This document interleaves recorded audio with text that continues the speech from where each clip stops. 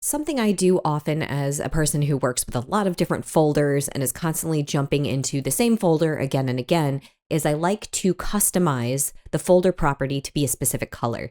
So here I have a red folder for my Smarty with Artie channel because I'm always going into this folder, and then the subfolder that I'm currently working on I have in pink because it helps me just visually jump to it, and I'm a visual person, so this helps me a lot. And I'm going to show you how to do this. I'm going to actually generate the specific color folder using ChatGPT. Then I'm going to convert it to an ICO file, which is the file that it reads to become an icon. And it's all very easy and it's quick, and I highly recommend it if you do what I do and jump from folder to folder all the time. So let's get going. Here I have ChatGPT. You could do this with any type of image generator, or you could make your own images in Procreate or Photoshop or wherever, but I just don't have the time to do that, so I like to use my shortcut here. First off, I want to give it a reference image. You don't have to do this, but I find it helpful because I want it to look like this.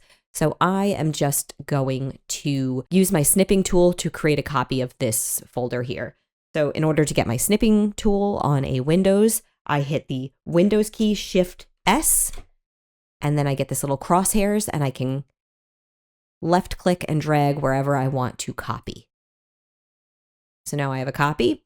I'm going to just Control V, paste it into my ChatGPT, and I'm going to ask it to use this as the reference and create me a blue folder.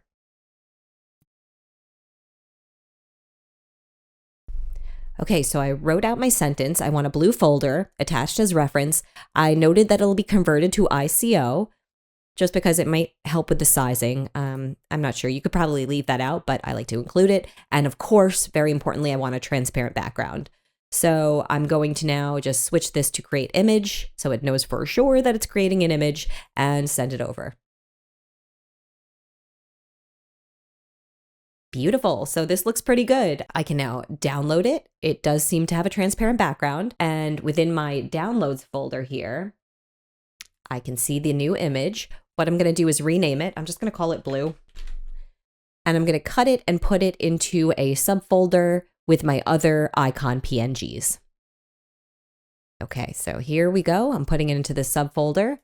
It looks pretty good sizing wise. You're seeing that it compares well with my other subfolder, but I like to make them as big as possible. So you don't have to do this. This is just something I do. I go into Photoshop, drag and drop it in, and I like to scale it up as much as possible so that it really fills the screen because I like a nice big icon. Maximizing space. Just make sure you don't go over the edges so you're not cutting anything off. And you can use the arrow keys to kind of get that sweet spot. Now I'm going to re-export it as a PNG. I'm going to call it blue 2.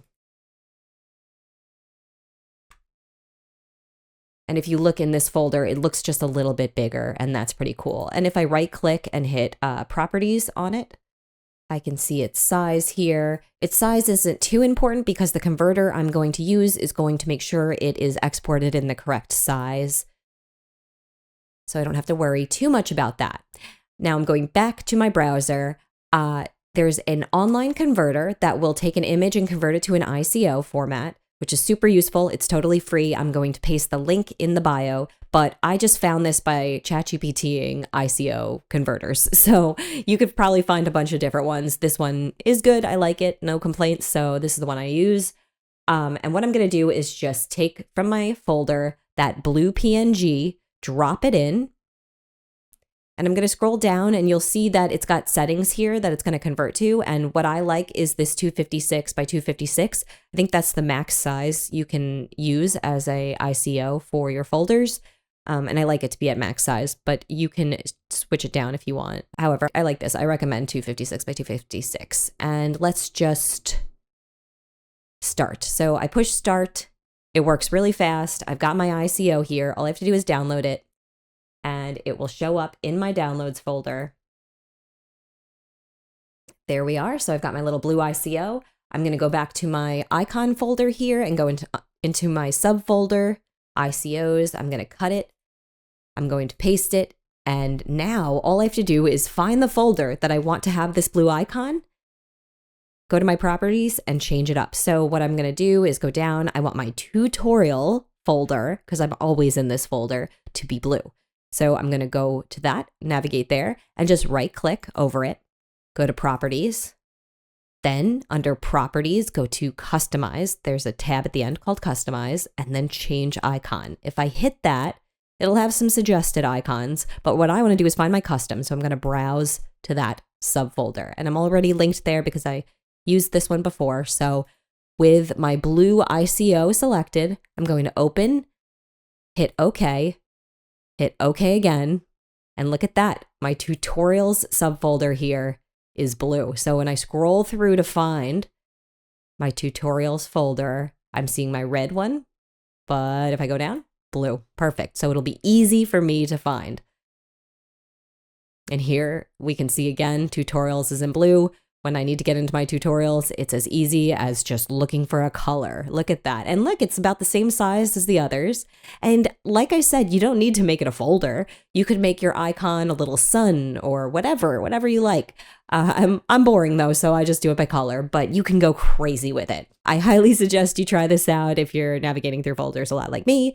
I hope you found this helpful. Thank you guys for watching. Let me know in the comments if you have questions or ideas, or you have something to add and I didn't mention it in this video, and I will see you in another one. Thanks. If you want to support me and see what I've been working on, check out my explainer video channel.